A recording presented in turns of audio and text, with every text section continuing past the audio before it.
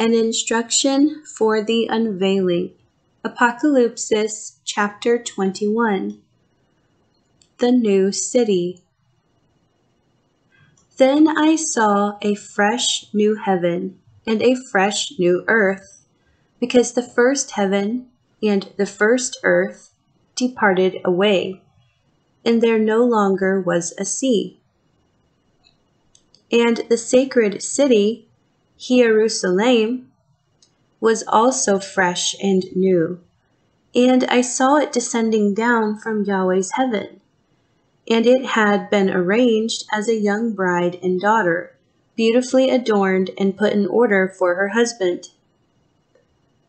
Then I heard a great voice coming from the throne of ruling power, saying, "Look, here is Yahweh's dwelling place among mankind, and he will encamp with them, and they, his people, will be with him, and Yahweh will be with them as their Elohim.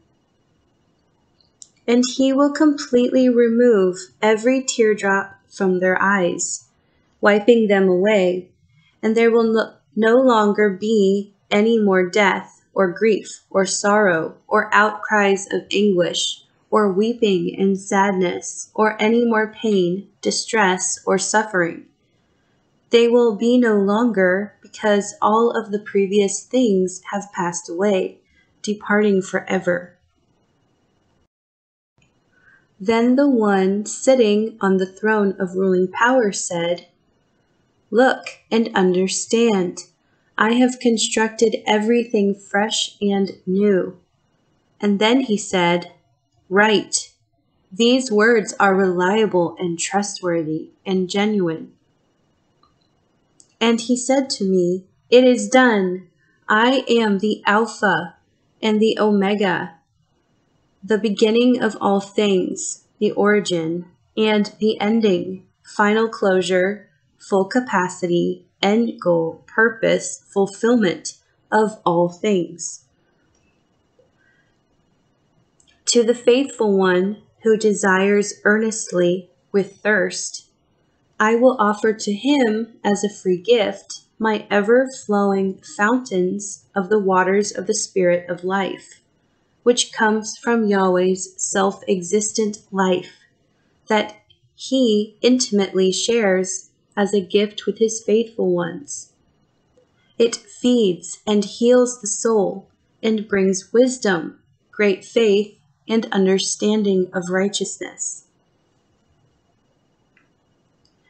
The faithful one who is victorious and overcomes will inherit in sonship all of these things, and I will be his Elohim, and he will be my son. But to those who are cowards, filled with fear from the devil, and to those who are not faithful and do not believe in me, and to those who have become a detestable stench and foul odor to me, and to those who commit murder, and to those who fornicate, who engage in sexual immorality, and to those who are pharmakos, who practice sorcery and black magic, implementing it through spells, drugs, or medicine, and to those who are idolaters, who worship idols, anything or anyone placed in higher importance in their lives than Yahweh, and to those who are false, deceitful, liars. Their portion of their inheritance will be the second death, which means they will spend all of eternity ignited in the fire and brimstone lake.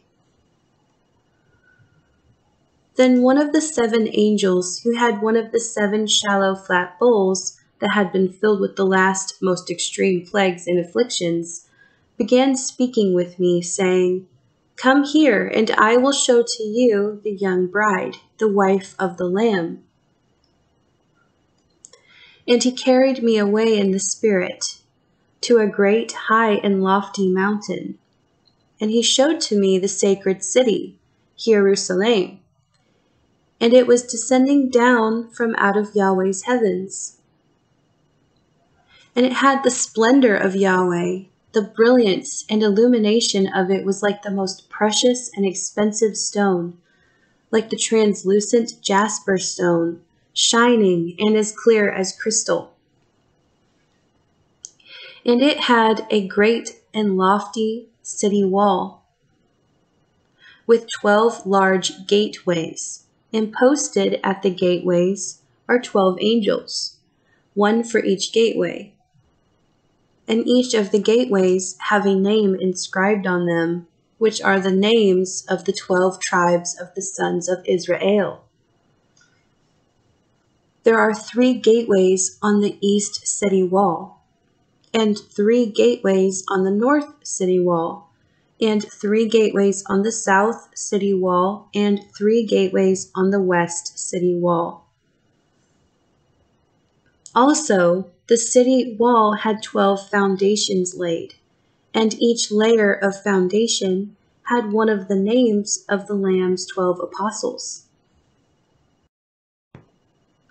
Then I saw that the angel who was speaking with me was holding a golden reed staff, which is used to measure linear or cubic measurements, in order that he could measure the city and its gateways and its walls. And the foundation of the city has 4 corners, 4 square, and the length of the city is equal in the number of measurement as the width of the city.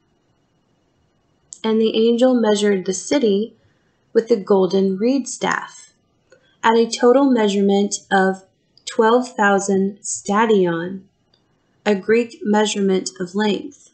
1 stadion is the length of a Roman mile, the length of a race course for public games. And the angel measured the city wall at 144 pekuz, the length of the forearm, a cubit, about 1½ feet, which is mankind's way of measuring and is what the angel used to measure. And the building material of the city wall was made of jasper stone, and the building material of the internal city streets was the purest gold, like perfectly clear and clean glass or crystal. And the foundation stones of the city walls were decorated with every kind of precious stone. The first foundation layer of stones was decorated with jasper. The second layer was decorated with sapphire. The third layer was decorated with chalcedony. And the fourth layer was decorated with emerald.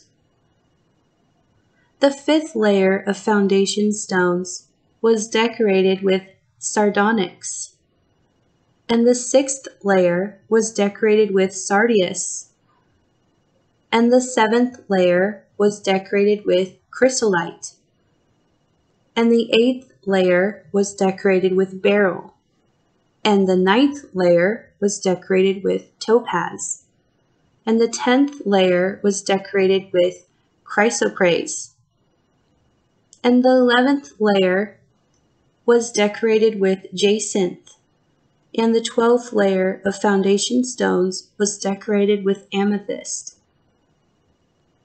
And the 12 gateways of the city are pearls. To clarify, each one of the city gateways are made of 1 pearl, and the streets of the city are made of the purest gold, like transparent glass or crystal. And I did not see a temple in the city, for the Adonai, Yahweh, El Shaddai, and the Lamb are themselves the temple of the new city. Also, the new city has no need for the sun or the moon, or for their lights to shine upon it. For the divine manifestation of Yahweh illuminates the city, and the Lamb himself is the lamp of the city. And the people will walk and conduct their lives in the light of Yahweh and the Lamb. And the faithful kings of the earth will bring the praise and honor of their people into the city. And the gateways of the city will never be found shut at sunrise or sunset, because there will no longer be any more night time. And they will bring praise and honor of the people into the city. And nothing unclean or profane will enter into the city, nor will anyone who practices accursed and foul things, or anyone who is deceptive, false, or a liar, and no one whose name was not found written down in the Lamb's book of life will ever enter the new city.